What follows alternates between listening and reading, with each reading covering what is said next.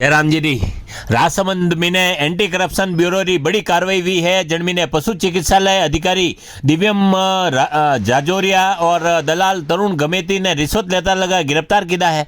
आरोपी पशुओं रे काना पे टैग लगावारा और मेडिकल सर्टिफिकेट देवारा नाम पे 800 रुपया प्रति पशु रा नाम दर 12,600 री रिश्वत मांगी ही और एसीबी री टीम दो जना ने रंगा हाथों पकड़िया है।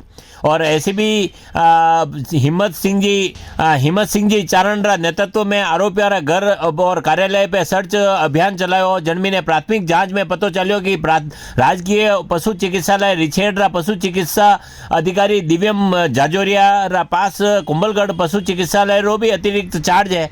दिव्यम रे दलाल तरुण रा जरिए रिश्वत पशु पालका नियमित प्रक्रिया रे लिए मांगी। दिव्यम दलाल तरुण रा जरिए रिश्वत पशु पालकाओं नियमित प्रक्रिया रा लिए मांगी ही और जन्मी ने परिवादी भी एसीबी में शिकायत की थी। वनी सत्यापन कीधो गयो और आज 12,600 री रिश्वत लेता पशु चिकित्सा अधिकारी दिव्यम और दलाल तरुण गमेती ने गिरफ्तार किया है।